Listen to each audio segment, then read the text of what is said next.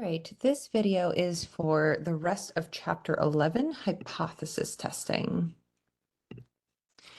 So the rest of this chapter, the way the homework is set up in Hawks is that it's segregated. Each different change of each kind of problem is in its own little section. That's why you see so many subsections inside of 11.2 and 11.4. But the way that I want to present this in this video is a mixed way of looking at it, because when you get to the exams, you are not going to know what section you're in. It's not going to be labeled a means problem or a proportions problem. It's not going to tell you whether it's a Z or a T distribution.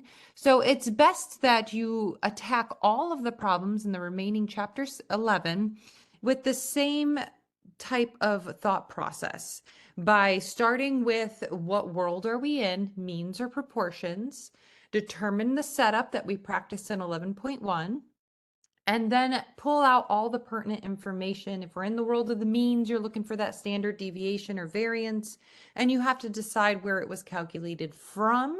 If it was calculated from the population, we'll be using a Z distribution, and if it was calculated from the sample, we'll be using a T. And then we'd enter everything into Rguroo. So to make sure that everything is mixed and that we can really use our critical thinking on what kind of problem are we handling right now, I have taken some of the problems from the practice sections of Hawks and placed them into this PowerPoint here so that we can really, we don't know what section this is coming from. And again, as you're doing the homework, that is your best way to prepare yourself for the exams, is to not look at what the section is labeled and to attack each problem in the exact same way. So here's our first example. An engineer designed a valve that will regulate water pressure on an automobile. The engineer designed the valve such that it would produce a mean pressure of 4.8 pounds per square inch. It is believed that the valve performs above specifications. The valve was tested on 180 engines and the mean pressure was 4.9 pounds per square inch. Assume the variance is known to be 0.81.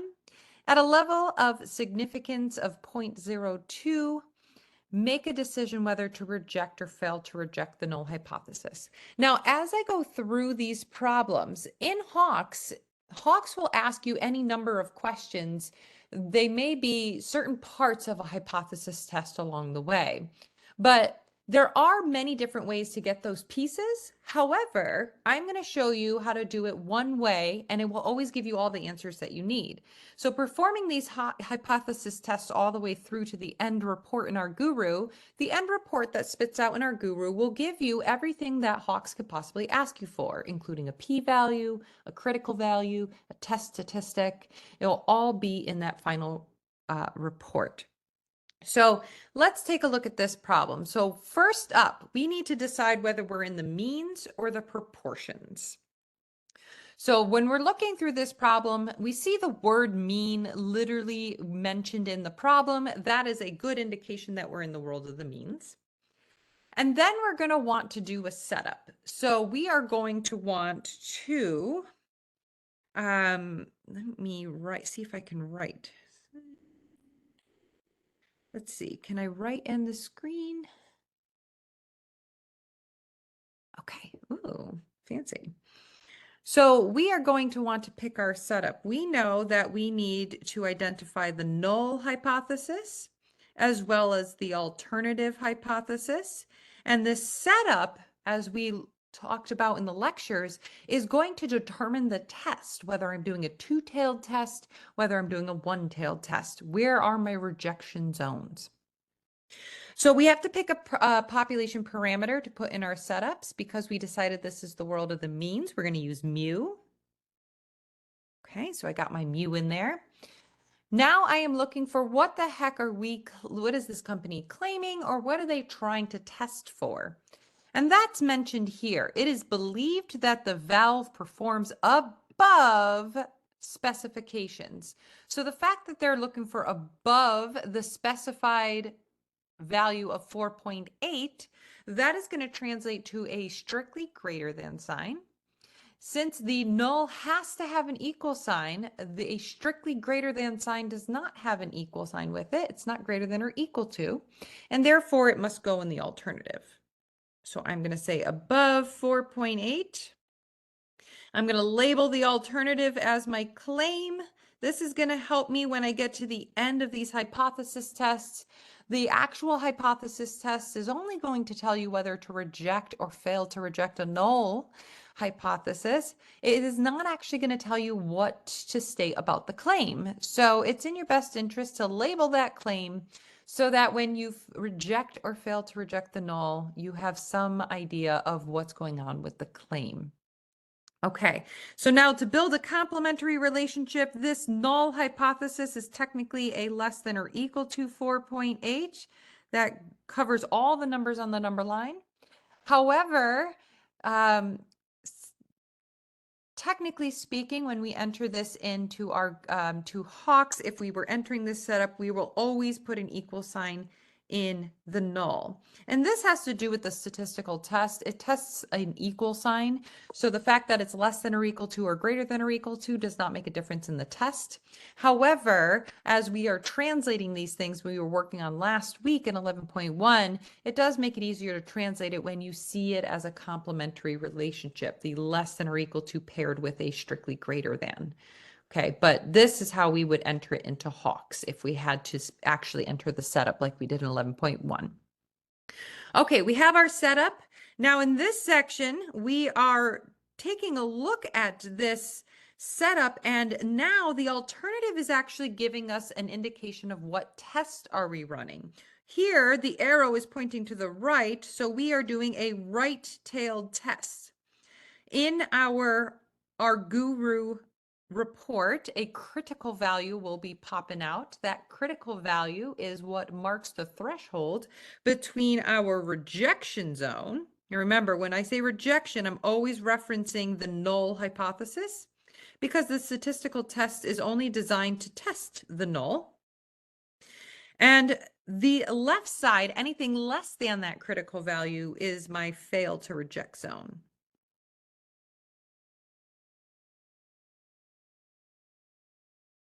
Okay, so when the report spits out, I will be able to compare my test statistic with that critical value.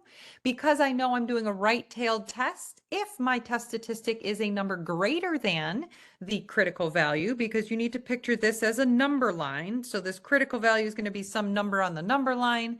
If your test statistic is a number greater than, that's to the right on the number line, we would be rejecting the null hypothesis. If our test statistic is to the left on this number line, we will be failing to reject the null hypothesis. Okay, so let's figure out what other things that we need in order to enter this into Rguroo.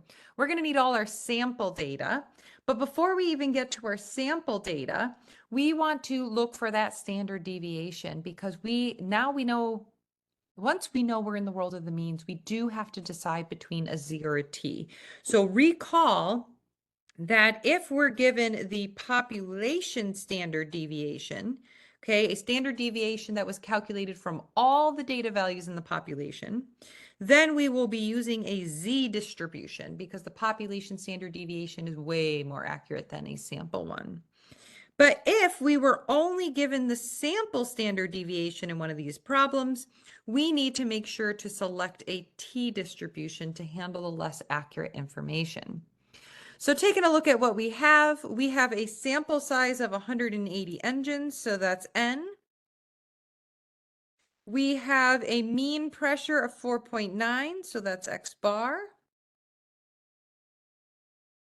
Okay, so we want to make sure we have all this written down before we head over to Rguroo. And it then talks about assume the variance is known to be. Okay, so if it was the sample variance, it would typically be written in the same sentence where they mentioned the sample size of 180 engines. Or if it's in a separate sentence, it would have to be explicitly labeled sample standard deviation, or in this case, sample variance. The wording is known to be hints that this calculation was done over a longer period of time or through several studies, a lot of data values, and therefore is considered the population variance. Okay, so we were given the population variance, sigma squared.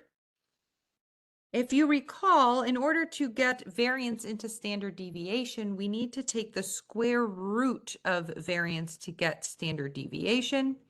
So we are going to have to, in our Rguroo, take a square root of 0.81 before we actually can run our hypothesis test, because we are going to need our standard deviation. And since we decided this was the population variance and therefore would be the population standard deviation, we are going to make sure to select a test statistic in our Rguroo. All right, last thing that we need to recognize is the level of significance. Our level of significance for this problem is 0.02. Okay, so we want to make sure that we select the correct level. All right, let me clear out all of this. Let's see.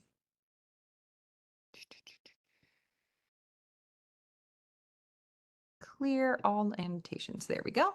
And let's head on over to our Rguroo at this time. Okay, so we're in our Rguroo. First thing we want to do is find out what our standard deviation is. So you just need to pull up the basic calculator. And we're going to type in the square root of the variance, which was 0.81. And I see that my standard deviation is 0.9. So when I enter this into the Rguroo mean inference calculator, I'm going to use 0.9 for my population standard deviation.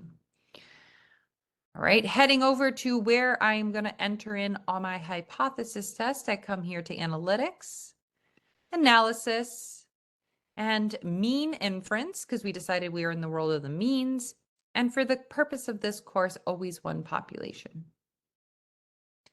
Okay, so my sample mean is, let's see, 4.9.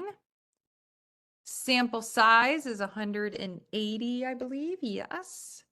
And we need to fill in the population standard deviation box because the wording of the problem led it on that this was calculated from more than just the sample of 180 engines. So this is the mean of, and it was, well, let's double check, a water pressure valve. Okay, so this is the average of a water pressure valve. Now, technically, you can just put gibberish here, ABC, or just hit any keys on the keyboard. It just needs a label. But if you do actually put the correct label in here, then it does make it easier to read the reports. But it's completely up to you. It won't change the calculations. Okay, last chapter, chapter 10, we were using this confidence interval tab. This chapter, we're going to head on over to the test of hypothesis. Our significance level, also known as alpha, they gave it to us at 0.02. Default is 0.05. That's why that's originally already selected at 0.05. Our alternative hypothesis is the only one that our Rguroo cares about because it already knows the null hypothesis is always an equal sign. So there's no point in asking you to tell it what it already knows. But what it doesn't know is the alternative hypothesis, which determines where the rejection regions are. So we selected a greater than, and it was greater than 4.8.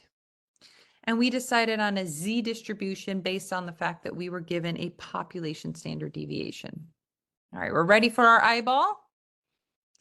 So this report, how do we read it? Well, the information that you entered is going to be up here in data summary. Then you can see here that it in words translates your alternative hypothesis for you as long as you put in an accurate label for the mean. So it says the alternative hypothesis is the mean of water pressure valve being greater than 4.8. Our critical value is here. Okay, so let me get my pen going again. So our critical value is what's going to tell us that marks that threshold between the reject and the fail to reject zone. Because this is a greater than sign, so recall our alternative hypothesis, we wrote to be mu is greater than 4.8. That greater than sign points to the right side. So our rejection zone is on the right based on our alternative hypothesis. This critical value goes here, we're essentially now saying that if the test statistic is a number that is greater than 2.5, we will reject the null hypothesis. If the test statistic is a number that is less than 2.05, then we fall on the left side, and that will conclude to fail to reject the null. Again, always the null hypothesis. We make a conclusion on the alternative hypothesis based on what happened with the null. So now where is that test statistic? Well, that test statistic is this observed z-stat. That is the number that we will be using to determine which region we're falling into. This is called a traditional method, by the way, when we're using rejection regions. There is another way to conclude a hypothesis test, and that's using the p-value method. I'll show you that as well. So 1.49 on the number line is smaller than 2.05, therefore falling to the left of 2.05 on a number line. And that makes us failing to reject the null hypothesis. So since we are failing to reject the null hypothesis, we consider the null to be true, so to speak. And therefore, we would say that we do not have enough evidence to support the claim. Recall, our claim was written on the alternative hypothesis. Another reason why it was so important that we labeled that. So if Hawks was asking us, well, what do we know about this claim? We would say, we do not have enough evidence to support that claim. Because based on this hypothesis test, we failed to reject that null, which means that we're saying it's pretty accurate. The valves are performing at 4.9 and not above specifications. If we wanted to use the p-value method, which it will ask in some of the questions about this p-value, the p-value method does not use the rejection regions. It is a straight comparison between the alpha level. So if your p is bigger than your significance level, you will be failing to reject the null hypothesis. But if your p-value is less than or equal to the significance level, okay, so very small, then we will be rejecting the null hypothesis. Okay, so if we take a look at our p-value, which is also given in the report, and we say, okay, I am comparing this p-value of 0.068, this is p, to the alpha, which recall we set our alpha at 0.02, because that is what the problem asked for. I see that my p-value is greater than my alpha level, and I would be concluding the exact same thing I found the traditional method to conclude, failing to reject the null hypothesis. So both these methods get you to the same conclusion for the statistical test, whether you're rejecting or failing to reject. They just do it in completely different ways. So I'm not going to spend the time on explaining what is a p-value, but we just need to know how to apply it and perform the test. So in several of the questions in Hawks, it's going to ask for different parts of this hypothesis test. It may not always ask for the actual conclusion, reject or fail to reject. So you do need to know in the test, the observed z-stat or observed t-stat, depending on which distribution you're using. That is your test statistic. The one that's labeled critical is your critical value. And the one labeled p-value is obviously your p-value. Okay, so it's going to ask for certain parts, but know that they're all in this one output. All right, let's try another problem. Next one. So a carpenter is making doors that are 2,058 millimeters tall. If the doors are too long, they must be trimmed. And if they're too short, they cannot be used. I don't know any carpenter that uses millimeters to measure doors, but we're going with it. A sample of just 8 doors is made, and it is found that the mean of that has a mean of 2,048 millimeters with a standard deviation of 14. Is there evidence at a 0.1 level that the doors are either too long or too short? Assume the population distribution is normally distributed. Is there sufficient evidence to support the claim that the doors are either too long or too short? Okay, so let's first decide whether we are in the world of the means or the proportions so that we can perform our setup. So if we take a look at this problem, everything is talking about an average length of the door, a mean calculation. So we are in the world of the means. So I go to set up my null and my alternative. These are my labels.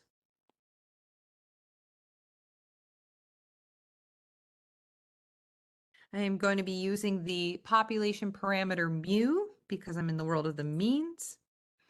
Now I need to translate the claim that's being made or what they're trying to test. In this particular problem, they are trying to test whether the doors are too long or too short. Actually, here we go. They're trying to test, is there evidence at a specific alpha level that the doors are too long or too short? Okay, so they don't care whether they exceed 2058 millimeters or are less than 2058 millimeters. They are indicating a specific direction. So that translates to, does the length of these doors differ from the specified amount that we need, 2058? So that translates to the symbol of not equal to. Okay, so they're trying to say, are these doors anything other than 2058 millimeters? Okay, and we're going to label our claim being on the alternative because a not equal to sign is not an equal sign, and the equal sign always goes in the null. If you're wondering, why don't I care about the sample numbers and how do I know how to use this value, 2058, and not 2048? Well, let me explain. When you're setting up these hypothesis tests, these setups happen before the sample was ever collected. Think about it. You wouldn't just go out and sample 8 doors with no reason to sample 8 doors. Somebody had to have made a claim about those doors in order for someone to go out and say, well, let me grab a sample and see if their claim is true. So anything that is labeled in the sample data happens after the setup and the claim had already been made. Therefore, you will never, ever, ever use sample data in your setups, ever. Okay, so we are in the world of the means. We have our setup, our null hypothesis is written, and our alternative is a not equal to sign. And because it does not indicate a direction, it's not a less than or a greater than, it's not pointing to a direction. This not equal to sign indicates a two-tailed test. So we're going to find that in our statistical report that comes out in our Rguroo, we are going to have a critical value for the left side and a critical value for the right side. Okay, you'll have two critical values. One will be negative, one will be positive, same number. And you are going to have rejection zones in both the tails this time and a fail to reject in the center. Okay, so that's how we're going to use the traditional method with a two-tailed test. All right, let's write down everything else that we know. We have a sample size of 8. In order to pass the central limit theorem, we need at least 30, or we need to be told the population was normally distributed. Here it states population was normally distributed, so I have passed my central limit theorem. Remember, that's really important because all of those central limit theorem formulas are being used for hypothesis testing. We just aren't doing the math out, so we don't necessarily see that, but we still need to pass the central limit theorem for any of these calculations to be valid. Our sample mean from those 8 doors, X bar, is 2048. And notice that the standard deviation this time is written in the same sentence as the sample of 8 doors. That tells us that the standard deviation is a sample standard deviation. And because it is the sample standard deviation of just a data set of 8 doors, not very accurate, is why we need to use the t distribution this time. So because it's the sample standard deviation, we will be choosing a t-test statistic. We also need to mark down that our alpha level is at 0.1 for this problem. Okay, because the alpha level will make a difference in our critical values and our test statistics. All right, let's head on over to our Rguroo to put this problem in. Okay. You can hit this basics button to reopen the window, But I actually don't recommend it for this particular chapter. And the reason is because if you forget to change even one of these numbers or something that you've checked that needs to be something else, you will get all the wrong answers. So I find that it may be easier for you to actually come back to analysis and open up a brand new window so that you don't have to worry about deleting anything out and making sure you changed all the correct values. All right, let's write in our stuff. We have a sample mean of 2048. We were given a sample standard deviation of 8. I think, was it 8? Oh, it was 14. I don't know why I wrote down 8. I thought that was wrong. Okay, sample standard deviation of 14. My sample size was 8. That's where I got 8 from. What am I actually testing? I already forgot. Oh, yes, doors. So this is the height in millimeters. I'm going to move over to my test of hypothesis tab. My significance level was 0.1. My alternative hypothesis we said was not equal to 2058. And because we were given the sample standard deviation and not the population standard deviation, we are going to select that t-test statistic. Okay, we got everything filled out. We're going to hit our eyeball. And we're going to read the report. So this report states that we have a lower and upper critical value. Let's draw this out on our curve. Okay, you do get an actual drawing down at the bottom, but I just want to make it clear what we're looking at here.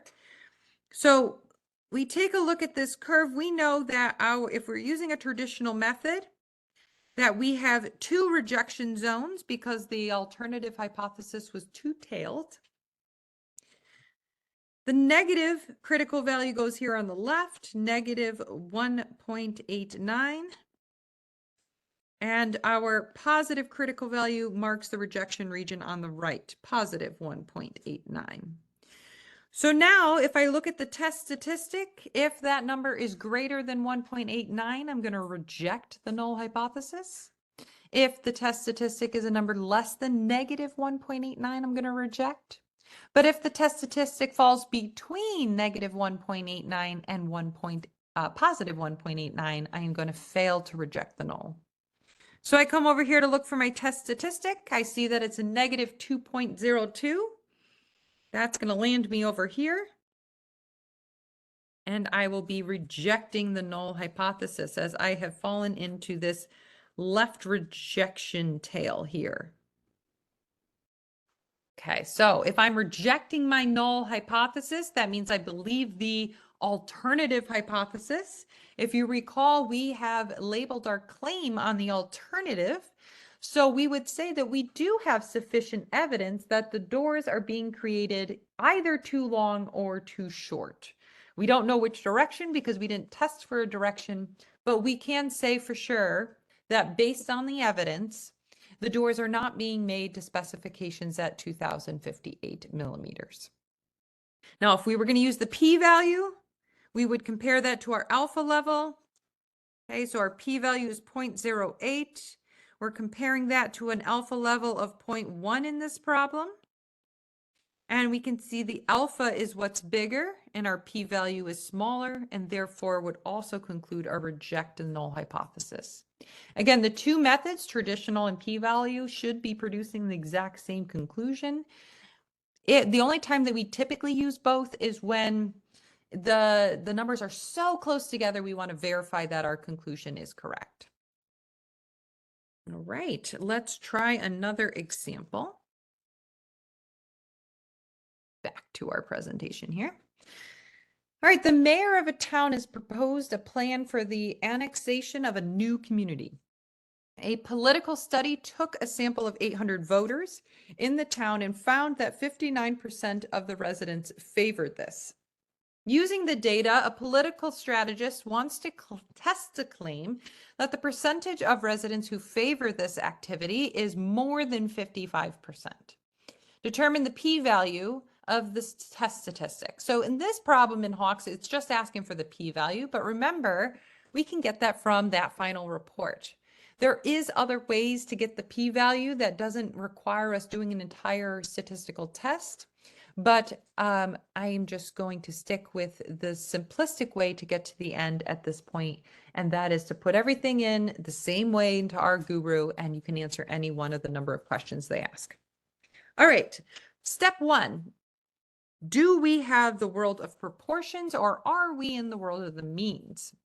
So when I look at this problem, I notice that there's no mention of standard deviation or variance, and therefore it is more likely to be a proportions problem.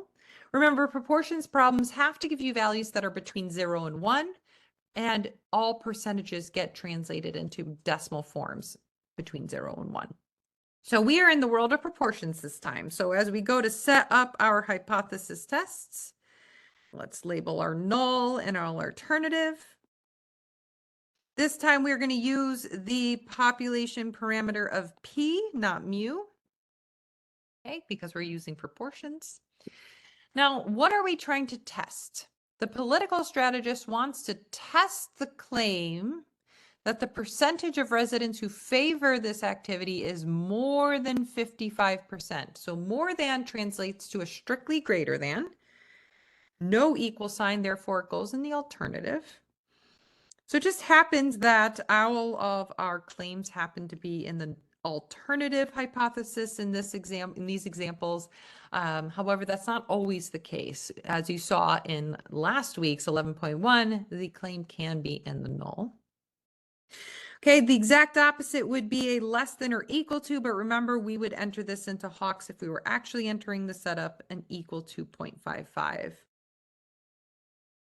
Okay, so we have our setup. Our setup tells us that this is a right-tailed test because this greater than sign points to the right. So when we get our statistical output from Rguroo, we are going to find a critical value. That critical value marks the rejection on the right because this is a right-tailed test, and the fail to reject on the left. Okay, for proportions, we do not need to decide between a z or a t. Proportions are guaranteed to always be a z. So let's write down what else we're going to need to know. We're going to need to know our sample size. And in order to put this into Rguroo, we're going to need the count of people in favor of the activity, not the proportion. So they give us p hat in this case of 0.59. But in order to put this into Rguroo, we are going to have to calculate what is the part of 800 that represents 59%. Okay, and I'll show you how to do that in the calculator. Actually, you know what? Let me show you while drawing it out first. So the formula for p hat is a fraction, the part over the whole. Okay, as we learned quite a few sections ago. What we do know is that the p hat is 0.59. And we also know that the whole n is 800.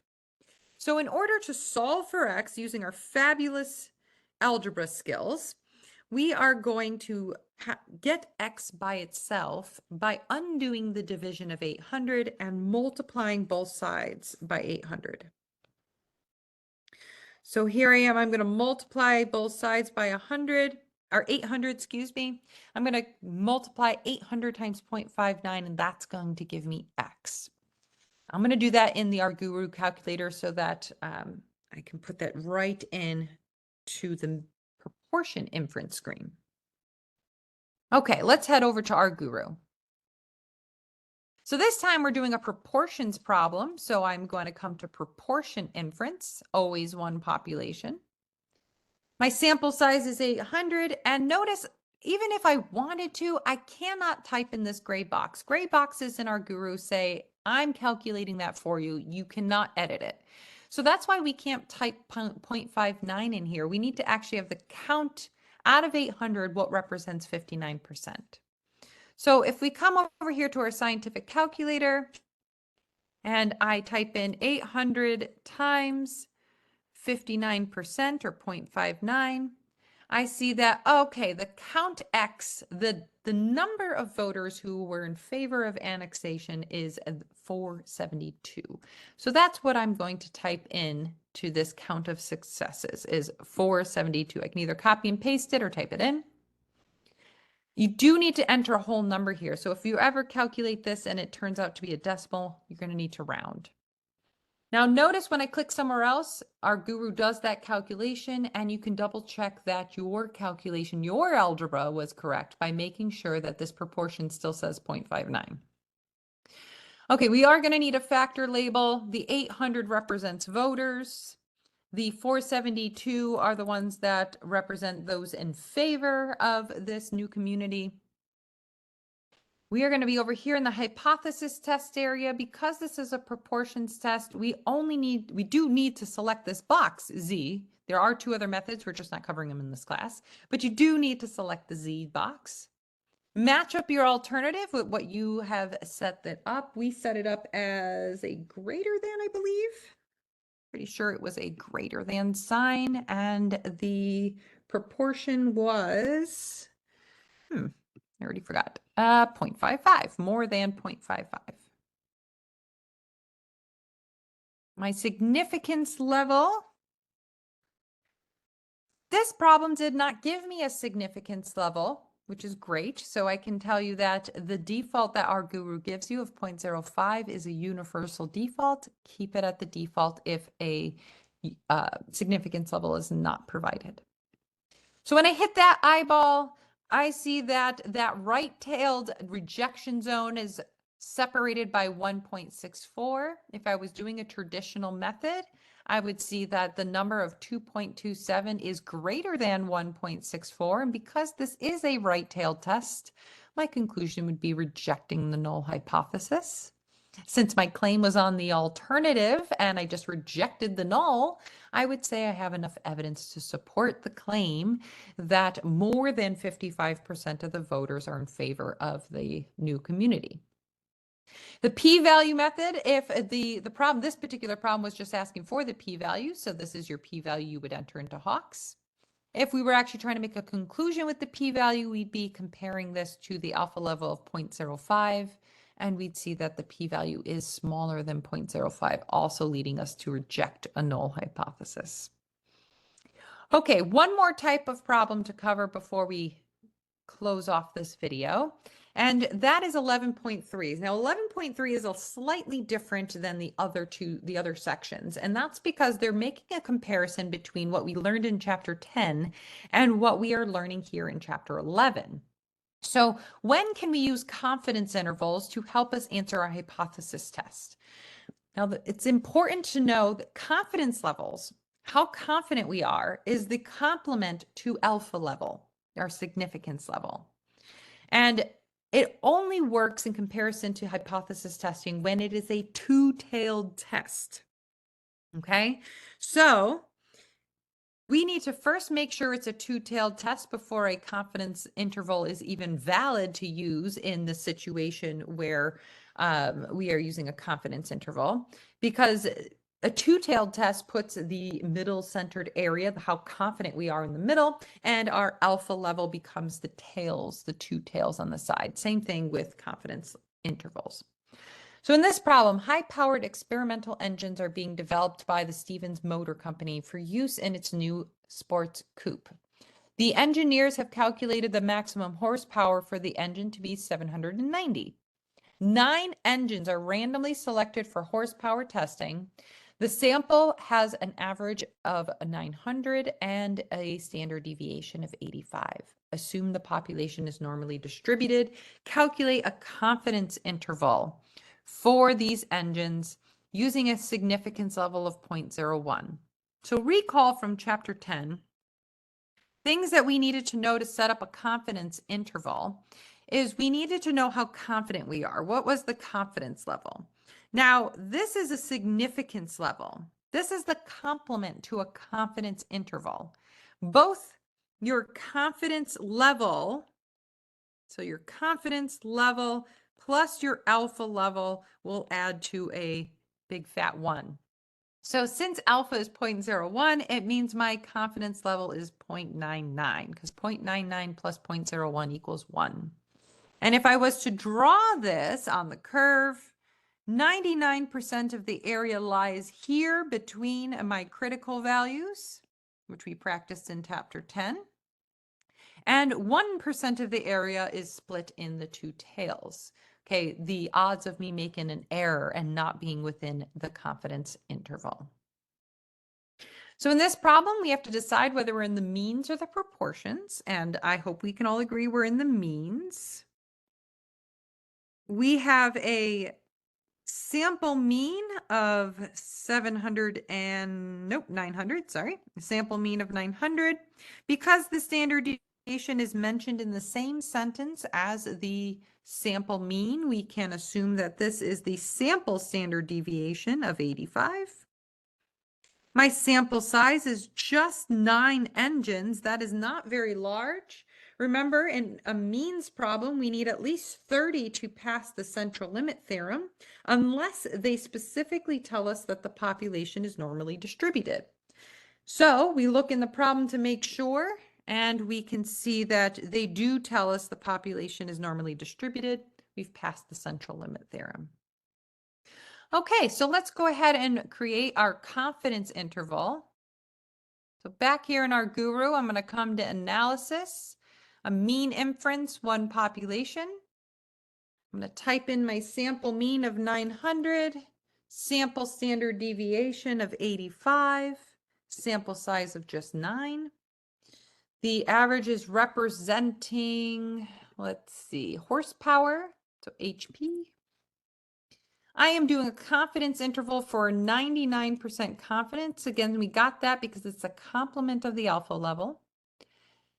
And since I only have the sample standard deviation, I will be using a t-distribution. And I hit my eyeball. I get a lower limit on my confidence level of our confidence interval of 804.93 with an upper limit of 995.07. Now, how do I compare this to a hypothesis test? Well, the hypothesized value, the engineers said that they calculate this at 790. Okay, so what you're looking for is, does this hypothesized value of 790 fall inside of your confidence interval? If it does, then you will fail to reject the null hypothesis. But if it falls outside of your confidence interval, you will reject the null hypothesis. Again, this only works if you're working with a two-tailed test. And in this problem, they did not specify a direction of greater than or less than.